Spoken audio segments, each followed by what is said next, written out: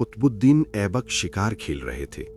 तीर चलाया और जब शिकार के नजदीक गए देखा तो एक नौजवान उनके तीर से घायल गिर पड़ा, तड़प रहा है। कुछ ही पल में उस घायल नौजवान की मौत हो जाती है। पता करने पर मालूम हुआ कि वो पास के ही एक गांव में रहने वाली बुजुर्ग का इकलौता सहारा था और जंगल से लकड़ियां चुनकर बेचता और जो मिलता उसी से अपना और अपनी मां का पेट भरता था। कुतुबुद्दीन ऐबक उसकी मां के पास गया, बताया कि उसकी तीर से गलती से उसके बेटे की मौत हो गई। मां रोते रोते बेहोश हो गई। फिर कुतुबुद्दीन ने खुद को काजी के हवाले किया और अपना जुर्म बताते हुए अपने खिलाफ मुकदमा चलाने की आज़ादी दी। काजी ने मुकदमा शुरू किया।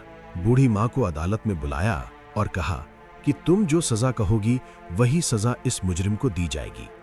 बूढ़ी औरत ने कहा कि ऐसा बादशाह फिर कहाँ मिलेगा जो अपनी ही सल्तनत में अपने ही खिलाफ मुकदमा चलाए, इस गलती के लिए जो उसने जानबूझकर नहीं की।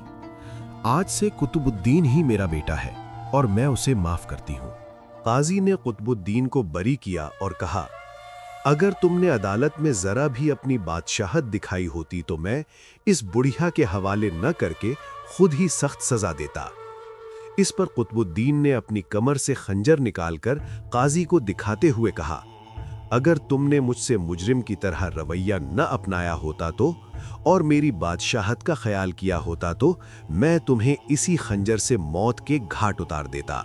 ये है असल हुक्मरानी, बादशाहत व इंसाफ, और यही है इस्लाम की तालीमात। इस्लाम सिर्फ प्यार, मोहब्बत, भाईचारगी, बराबरी और इंसाफ की तालीम भी देता है। हमें तकब्बर, नफरत, रियाकारी, तरफदारी और बातिल की खुशनूदी हासिल करने से परहेज करना चाहिए।